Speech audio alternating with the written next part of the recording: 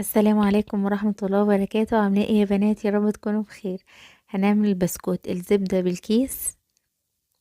تحفة جدا وسهل، والمكونات لو مشيتي معايا على نفس المكونات اللي انا هقولها ووزنتيها معايا بالجرام، بلاش الكوباية، لان الجرام بيظبط المقادير اكتر، هيطلع معاكي احلى من الجاهز كمان. شايفين شكل البسكوتة بتاعتي عامل ازاي؟ والتسوية قلنا في الفيديو اللي قبل كده بتاع الكحك بتكون مهمة جدا، وعليها عامل كبير في ان الحاجة بتاعتك تطلع كويسة. دي البسكوتة، شايفين الشكل بتاعها خطير؟ ده شكلها عاجبني قوي، فمش هنقسمها، خليها على جنب. شايفين بقى البسكوتة من جوه عاملة ازاي؟ هشة كده ومش مكتومة.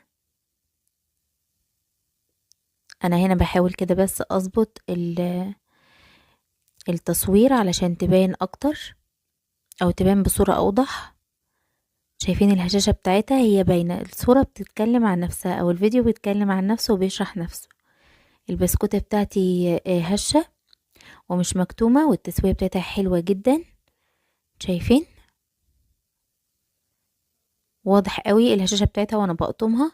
تحفة يا بنات، وزي ما قلت لكم لو مشيتوا على الخطوات هتعملوه احلى من الجاهز كمان باذن الله. ده الشكل الاولاني اللي هو فيه وردة من الاخر، وده الشكل التقليدي اللي هو المربع.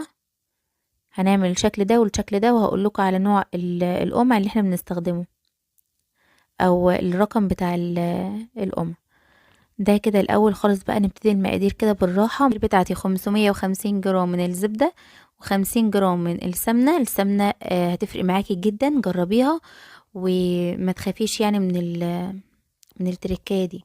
هنبتدي بس الزبده بتكون والسمنه بيكونوا بدرجه حراره المطبخ.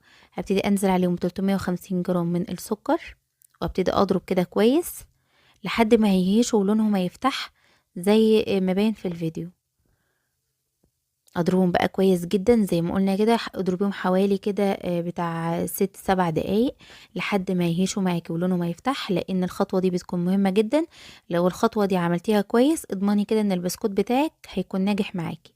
هبتدي انزل بقى بنص كوباية من الحليب او اللبن، وهضربها كويس لحد ما هتختفي. وهبتدي انزل بالبيض بتاعي واحدة واحدة واضرب. هنزل بعدد 4 بيضات، ولو البيض بتاعك صغير هتنزلي ب5 بيضات. هنزل بقى بيهم كده واحدة واحدة وهضرب علشان ما تفصلش معايا.